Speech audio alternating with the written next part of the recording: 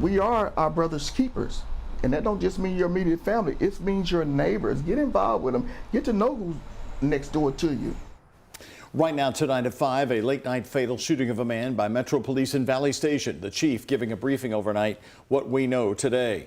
And also today, several neighbors are talking about what happened after more than one today sharing their sympathy after LMPD officers shot and killed that man last night. Hello, everybody. Thanks for joining us. I'm Doug Proffitt. And I'm Shay McAllister. Ian Hardwick and photojournalist McGafter went back to the woods of Farnsley-Moorman today, hearing from neighbors about the grief and one potential solution. When we heard the gunfire, I mean, our hearts just fell to our gut. What Heather Powell heard next was traumatizing, and why she's holding her neighbors in her prayers. Sorrow, you know, I heard pain and sorrow from a woman's scream, you know, just demolished. It's the aftermath of an LMPD shooting that happened just before 10 o'clock Thursday night in Valley Station, leaving one man dead. Officers received a 911 call half an hour before on an unknown act of trouble involving a Hispanic adult male.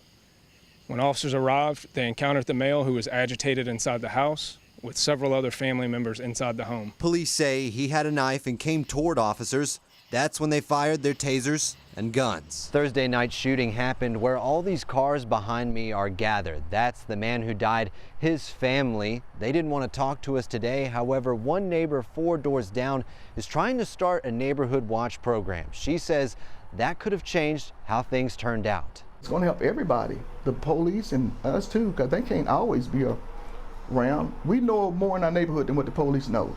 So that's why the Neighborhood Watch program I'm trying to build up. With a tighter community, LaTanya Kirkpatrick believes the watch could have known more about the now grieving family's situation and helped police de-escalate. In Valley Station, Ian Hardwick, WHAS11, on your side. No one else was injured during the late night shooting. Body camera video from the scene should be released by August 8th. And today, Acting LMPD Chief Paul Humphrey spoke at a roundtable discussion about safety in our community. Bishop Lyons invites the community to have these honest conversations.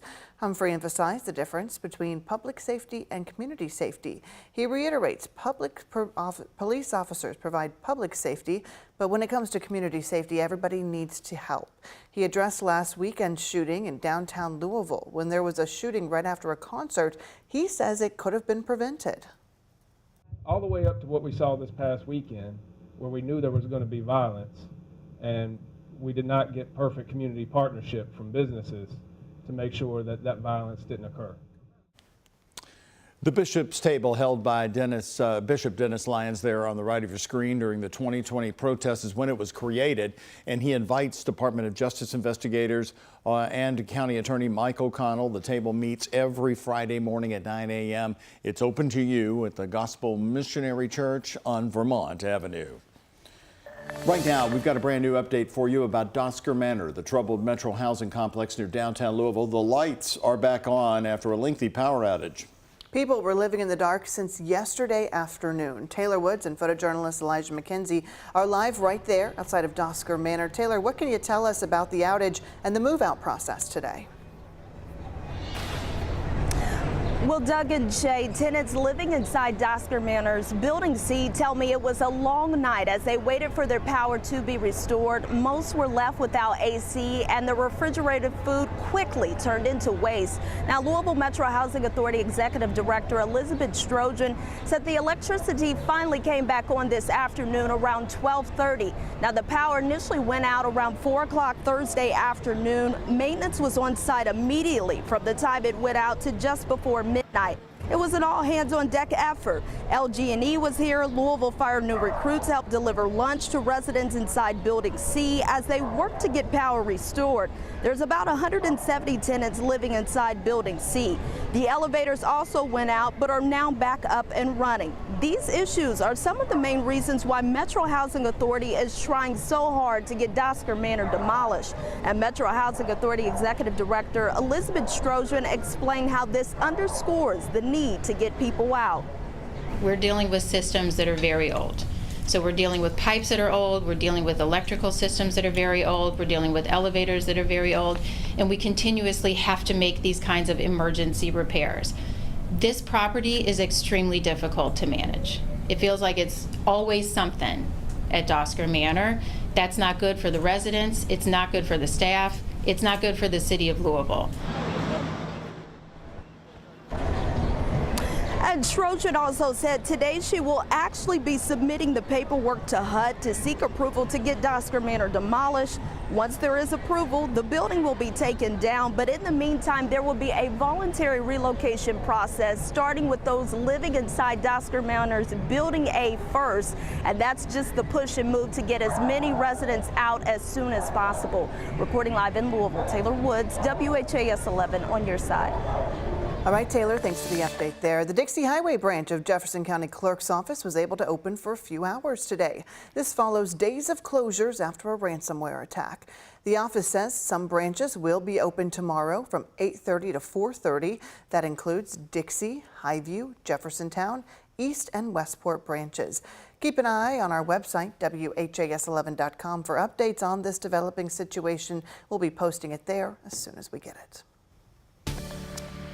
Meteorologist Christina San Juan joining us tonight as we look at a little bit more heat, humidity, some clouds around. Even looks a little hazy here on this Friday evening as we're looking at some alert days ahead to Kentuckiana.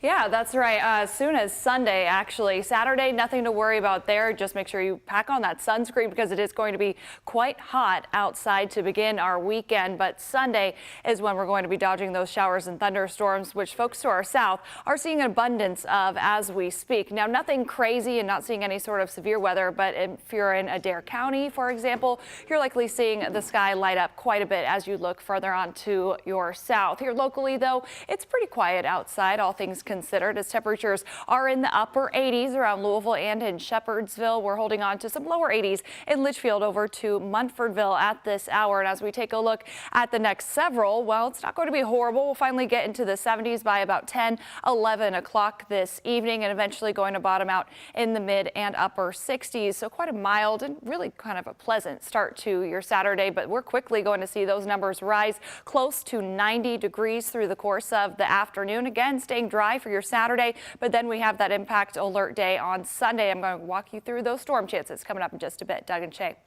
Christina, thank you. More local news here at 5. Right now, Metro Police working to figure out what led up to a tragedy, a woman being hit by several vehicles on I-65. Police say it happened before noon today, right on the northbound lanes down near the outer loop.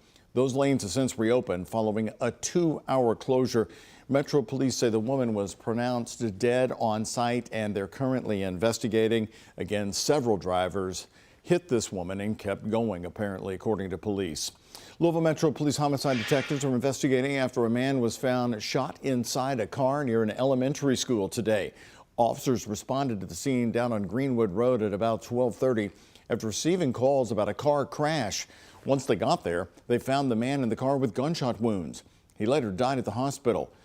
The anonymous tip line is 574 LMPD if you can help police. Close to 100 pounds of meth, $16,000 in cash and several guns. That is now just some of the evidence in custody at the St. Matthews Police Department after a major drug bust. They are calling it one of the largest in department history. The department had a helping hand from LMPD in Jeffersontown.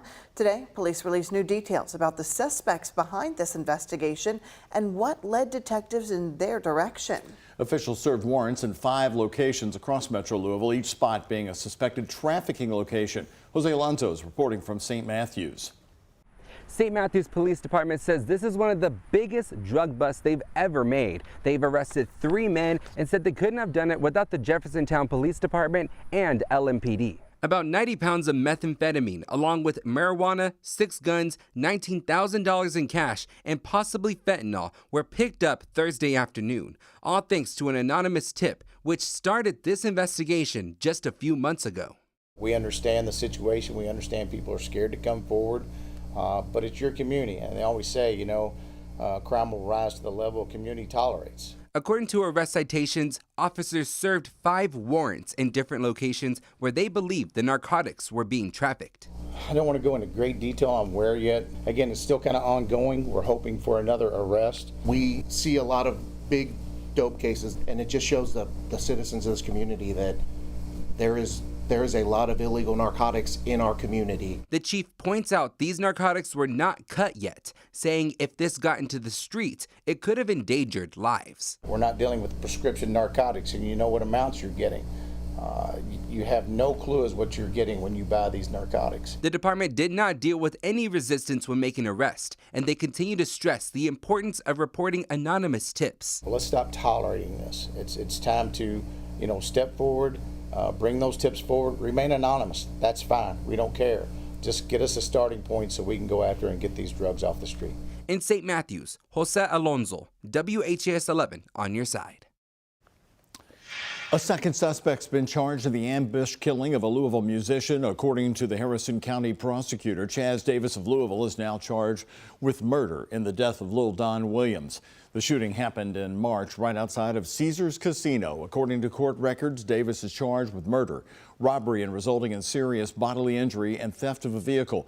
Earlier this week, another man, Antoine Proctor, was sentenced to 45 years in prison without parole. As for Davis, he's currently being housed at the LaRue County Jail in an unrelated case in Kentucky.